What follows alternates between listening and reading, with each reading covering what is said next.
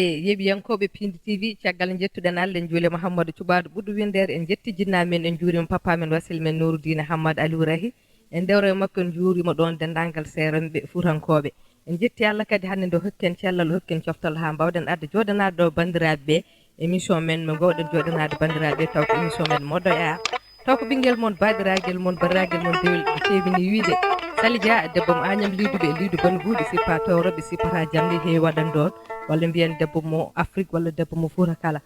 hande kadi eɗen bismiɗo bandiraɓe meɗen taw kadi ko worɓe fulɓe tigui ko worɓe fuutankoɓe tigui taw kadi ko artiste uji ɓe ganduɗa ko yimiyankoɓe meɗen taw ko groupe biyeteɗo groupe Gatamari eɗen cawnodirɗo e bandiraɗo gorko Sali Diaw ene wonde Harouna Diop ene wonde Seykou Ndiaye ko kamɓe tigui gari ɗo hande en calminmaɓe noon tanni dendagal bandiraɓe yeeɓiyankoɓe eɗen bismoɓe e plateau meɗen Moɗɗo e ar Sali Diaw bisimilla ma e plateau meɗen Moɗɗo e ar bandiraɓe Pindi TV fof kala jeeɓo Pindi TV fof salminama juurama caggal jitten Allah kadi mbiɗen nal sallallahu alih w sallam Allah kadi jogui weltare vraiment huccude kadi e Sali Dia ganduɗa hoorema ko gueñjanki mawɗo debbo mo Agname Liduɓe ko weltare tan inchallah vraiment ko weltare mawde ha yesso lawol a weltanama Seydi Diaw eɗen paye bandiraɗo gorko Harouna a salminama a juurama Seydi Diop bisimilla ma e Pindi TV alhamdulillahi rabbil alamin jettoɗe gordini Allah e nela ɗum jettoɗe gordini nene baba en jetti leñol ngol fof e kuuɓal en calminiɓe en juurima eɗen kadi jetta eɗen ñaago kadi machallah kala jeeɓo aya o Pindi TV ko weltare mawde hande e oɗo ñalawma nde wonno ko fulɓe noddi fulɓe gaari ɗum noon ko pulaako en calmini bandiraɓe fof kuuɓal machallah on calminama on juurama on beltanama kadi on bismama lawol gongol en calmini artuɓe galle ɓe bandiraɗo gorko Harouna Moussa Dia ene wonde mawnum walla bandiraɗo gorko Daoudou Moussa Dia ene wonde mawnum Harouna Moussa Dia ko noon tigui directeur général ko Abou Samba Diop en dewre makko en calmini dendagal personnel Pindi e kuuɓal ewa Sali Diaw min mbawi andude hoto Sali Diaw jeeya en tant que Sali e Harouna mon fof mbaɗa men présente e kadi holde ɓe naate musique e kadi holde ɓe coosi Gatamari Sali mi salminima mi jurimama kadi mi yettima no fewi Sali babmum dañi ko Fondeli Mame Demba Hawbani Hammadou Bolali ɗon jiwinami ko walalde ɗon sagoji ɗi ndendi ɗon kadi mawnimi ɗon kadi mbanmi affaire jaam foof mbola wiide ko entre Fonde e Limame e Walo jeyami kono min babam dañi ko Fondeli Mame Demba donc mbiɗa wonde kadi Harouna Diop Harouna jeeya ko Silɓe Mbaye Samba kadi vraiment caggal nde gummimi ɗo e nder Sénégal 1992 min jami to e Mauritanie min Nouakchott e Nouadhibou kadi potin kono e Harouna donc min coosi diɗɗo Allah wiyete Gatamari jibina ko le 10 1996 ko nden groupe o Inna 96 nden groupe o Inna Gatamari nde tawno ɓiɓɓe kewɗe garino kono noon nomin mbaɗit min mbi yomin mbaɗ Gatamari ala ndi Gatamari fulfo jiiɗi Gatamari Gatamari ko toɓo doole e nder ndungu gon tan yimɓe patata so ari déjà hay sa awi tan balte tan fuɗat donc minen sa hettima Gatamari tan andi vraiment ɓeyo tigui goni Gatamari so guerre tan Allah tigui ɓe goppat ɗum marque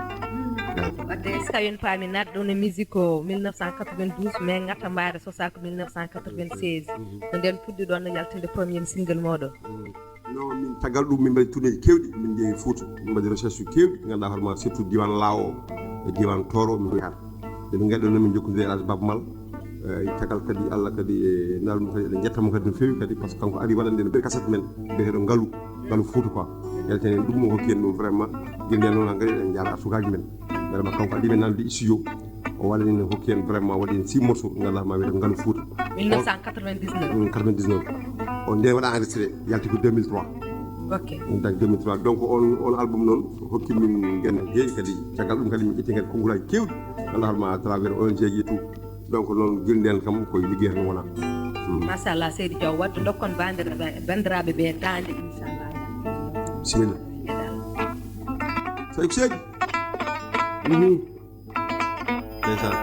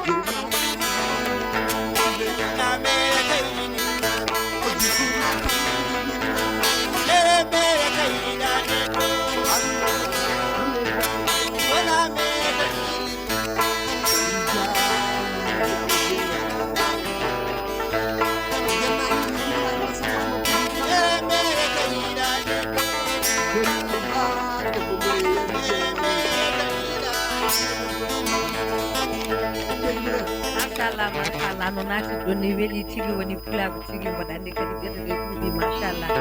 ewa mbawi andude kono moɗon an woni mbiɗa ani 2003 mbiɗa ko waɗi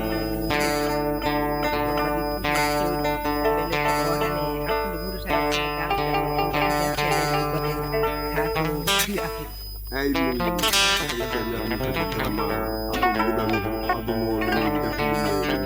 heewi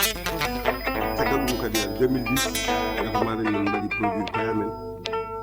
sehilaɓe tan yiɗɓe donc noon min ndennini komin nagatan compte ji amen en jaltini album gol min mbiɗi ɗum kadi ngam foti on ko CD en mbaɗi biptise caggal min jaltini on album noon on holli min kadi ko heewi min jeeyi hen à travers Afrique min jeeyi ɗo festival goto wiyete ko Fescompte au Togo min jeeyi hen gueɗe kewɗe Guinée Bissau en min jeeyi hen Casamance min mbaɗi représenté Sénégal ko heewi Europe noon kam min coya taw kono festival pire kam min jeeyi hen min jeeyi par exemple Afrique kewɗe kam min jillima hen quoi donc min gummi min jeeyi ɗo Mali min jeeyi ɗo Burkina min jeeyi ɗo Bénin Togo donc festival mawɗo wiyete ko Fescompte donc min jeeyi hen ko heewi Mauritanie kam e Sénégal kam ɗum kam ko hiiri weeri tan tout le temps min jeeyi ɗo ha Zouérat donc min jeeyi hen kay gueɗe kewɗe vraiment machallah eɗen gandi noon en wiye mi wona musicologiste ala haalde musique o surtout kadi bandiraɓe ɓeɗo fulɓe no ɓooya ɗum e kala saaha eɓe mbiya banggue musique o yama leñol ngol o daranaki ɓe no foti daranadeɓe ni par ce que tawi jomum waɗi ko wayno kirɗeli ko en waɗi concert hewata no leƴƴi goɗɗi ɗi notortoni kamɓe notortako noon walla so tawi a yaltini album ma leƴƴi goɗɗi ɗi jinguinirta ɗum ha waɗa promotion mum wona mawɗo ha yimɓe keɓa ɗum walla mon fof dira sooda kamɓe bayani noon holno beele onono ɗon guuri ɗum walla holno guurduɗon e banggue musique o e ɗeɗon caɗele eyyi aɗa andi kam musicien halpulaar kam koko tampi tan sur tous les plans par ce que ko addi fof déjà leñol ngol wala ni rokkorede to nalankagal par ce que nalankagal ko ɓocogagal nalankagal ko kuywagu nalankagal ko hunde ganduɗa hoorema ko hunde harmude donc ɗum tagui sa woni hen tan kam a waɗat ɗum kam sodale wadde ɗum haqqille ma kam ganduɗa hoorema an kam e ɗon noon ko ligguey sa ligguima tan musique elle est universelle sa ligguima tan ma enen halpureɓe jiiɗa ko men jiɗen tan ko jandum kono so tawi woni hen tan so ɓooyi tan halpulaar jaɓata jabtorto tawi tan gonga e ma mbatta ko rewi lawol kadi ko liggey sino tan koye nder halpulaar tan hanno ɗum ne wawi dañde caɗele seeɗa kono so tawi liwi donc gatama sa ƴeewi min to min jota ko heewi ko leƴƴi goɗɗi noddata min toon kono yidde ganduɗa min kolliri culture pulago o min kolliri cosaan halkal ngal donc ɗum noon tan déjà ko nafoore ɗum noon sa woni hen tan sa yama koktaɗa dogui sellanema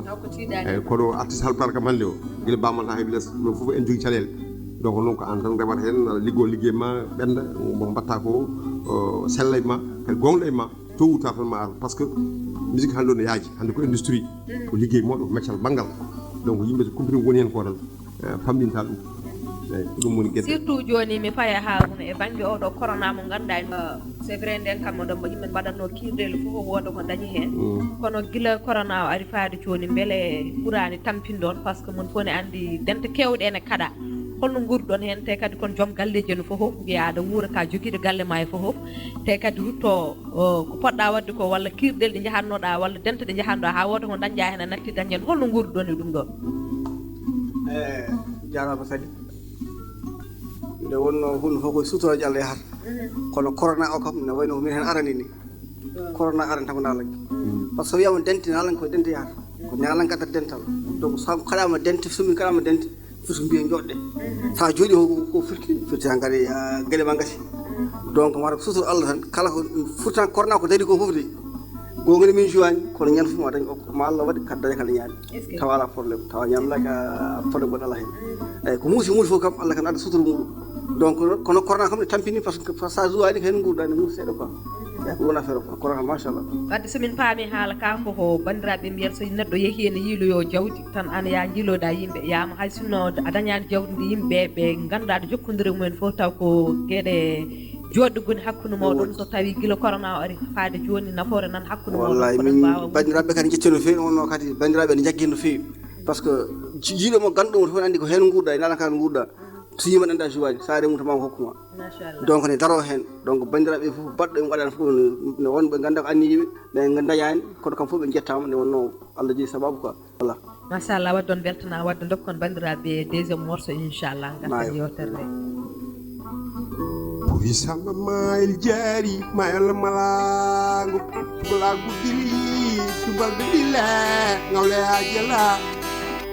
mambure cubo tambel gaynde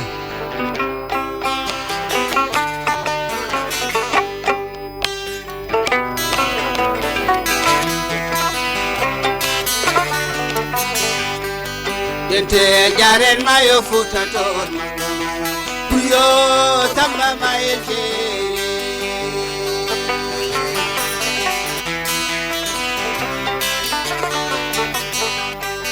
Dente jaren mayo futa ton Puyo tamba mayeje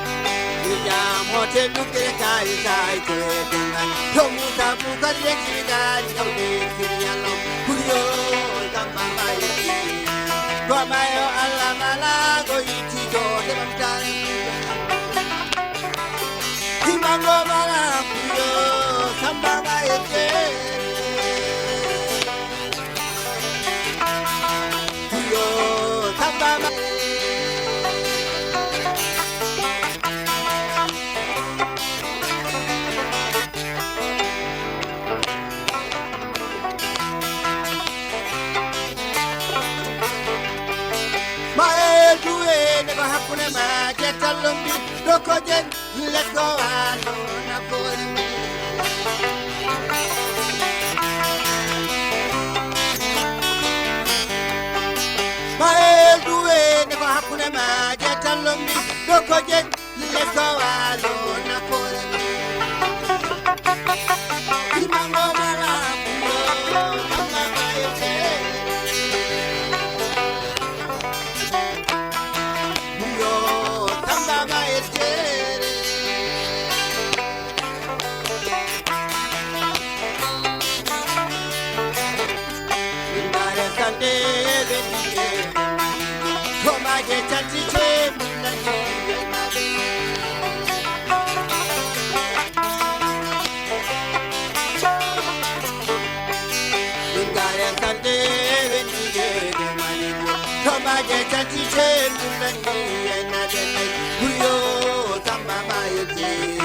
Gomayo Allah malago itijo de bantare kutana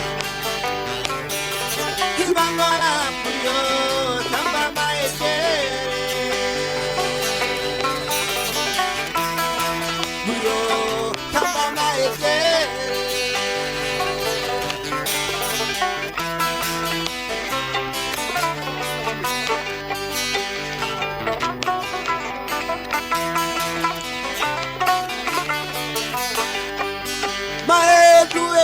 hakure ma je tallombi doko jen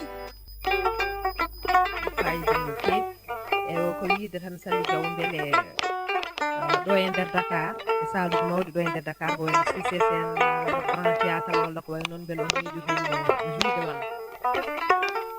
ala fof ɗo joɗi ɗo e nder Dakar Angleterre français min joui Dutta Seck min joui Swan Dutta Seck min joui Swano min joui Grand Théâtre mais kam wonen kadi ko festival uji mais kam ngatamaade kam vraiment ɗo kam nder Dakar kam ala fof min joani kadi min joue kadi dans les restos woni boîte uji ɗi par exemple des fois min jahata taw ko guddone horde amen e guitare amen boîte ɗo ɗo ha ɓuuren partout min joue hen donc d'ailleurs so min jogui fayi min mbaɗata le 4 décembre inchallah 4 décembre international pour Sorano avec ngatamare e Ousmane Gangue e Pekan quoi inchallah ok bandiraɗo gorko Sally Diaw maro hankandi ko dokkuɗen no hojomaji kuuɓi donc hol konngol ma mbaynigu on garten inchallah gudden yewtere nde gadduno bandiraɓe dernier morceau moɗon inchallah eyyi a salminama Sally vraiment yettama no fewi machallah vraiment waɗi fayida mi yiiɗi artude seeɗa tan e projet mo nalankoɓe jogui biyeteɗo gartam hannde ko projet mawɗo hannde nalankoɓe ndendi pour wadde révolutionnaire la musique pulaar ko andude ganduɗa hoorema gandum e cosaan mum nalankoɓe fof no en nodda hen ko liggey mawɗo wona e gardugol Ibba Kane gorko cilo daga e woni ko e nammadde Cheikh Oumou Ba donc ko nalankoɓe fof ne mbaɗani elango fof yo gar hen ha ganda projet ko yahata ko liggey mawɗo wona donc ko ganduɗa ma ngoy dogu noon tan ko ɓendani tan yaltaki kono kam nalankoɓe fof nodda hen te nalankoɓe fof noon nani hen ko pour andude hannde cosaan men e wadde culture men kadi aussi wadde aussi kadi nalankoɓe men donc ɗum tagui ɓe mbiɗa ɗum gartam kadi ko yettudema kadi aussi jarndema no fewi Seydi Dia vraiment ɗo gonɗa ɗo jagguɗo no fewi machallah yo Allah yoɓɓede kadi vraiment ka gen jengue kadi vraiment yo Allah suuro itere Allah suuro foof donc noon vraiment a jarama no fewi merci beaucoup a jarama Seydi Diaw eɗen garta e bandiraɗo gorko Harouna konngol ma mbaynigo Sally Allah jarama bandiraɓe fof yeɓoɓe ayayo ha habdude Pinde TV on calminama on juurama on ñagama kadi yafuya nde wonno neɗo timmani anni o fof ko yo feew yo wel onono fof kadi min jiiɗi koko moƴƴi e lelel ngol ko jeeɓɗo e jiɗɗo e ciiɗo fof walla nanɗo fof anda ham vraiment ko anni amen min jiiɗi ko yo feew donc nak kala ko moƴƴi hen gandon ko Allah ko bonni fof gandon ko minen vraiment on jettama no fewi ko haalate ko no heewi nde wonno ko pulaku kadi ko pular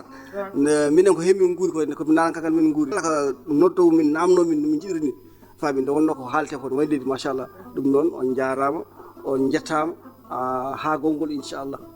Allah jarama on jarama gurum gatamare bandiraɗo gorko Sally Diaw en wonde Harouna Diop en wonde Saykou Ndiaye on beltanama kadi e noddago ngo notuɗon ngo en jetti Allah kadi en jetti joginiɓe en kabirɗe won technicien uji men e caméraman uji men en gandi seɗo jooɗima ɗo image uji ndewi lawol uji ndewi lawol ko Allah joginiɓe en kabirɗe jogini en kabirɗe ko Ndeye Fatouma Sall en wonde Dak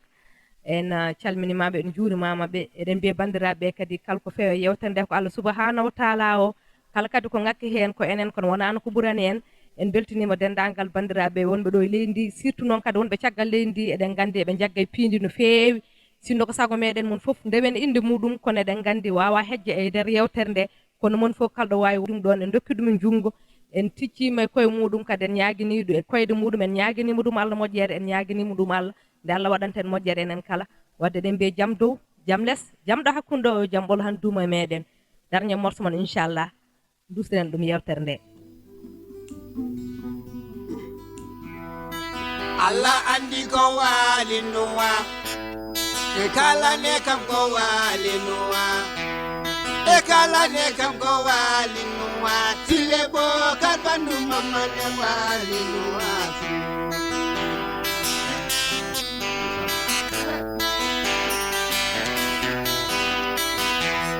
e mojati kune walinuwa labare dugida bolle ne walinuwa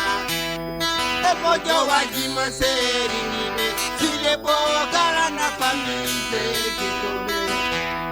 ayon takala ido wamu ayon takala ido ayon takala ido wamu sile bo karana do jamanu ma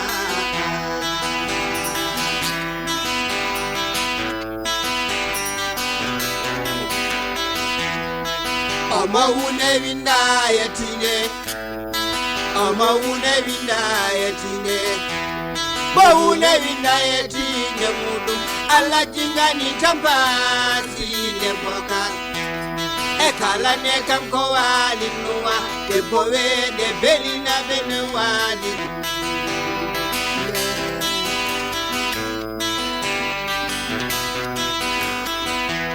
Kalo dise ba tutaro hala etane bobo pejo no wa mobe e kala ne kango wali wa abijo ma bandu kumbane wali wa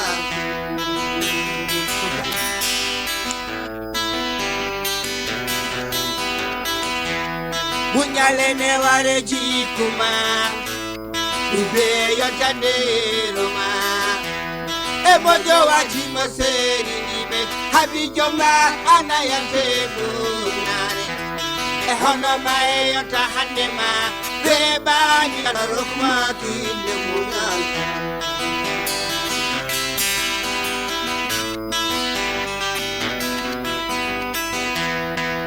e kacho betena wali noa e labare tune wali noa Eke chobe damne wali nuwa Bawa esabu wala ne wali nuwa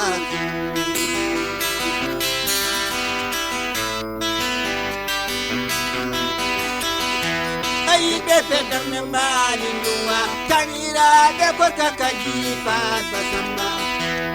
Ayi befe damne wali nuwa Tanira be alfa sebane wali nuwa La beja dinamba lenoa kanira be dasa musa namba lenoa eyi beja dinamba lenoa kanira be genda sire namba lenoa parobam kelo dise ba tuta hala etane bobo pejo no wo mobe e kala ne kango alinoa Mahare mare simera dinyo wale nuwa Parawam esabu alla ne wale nuwa Asa Hey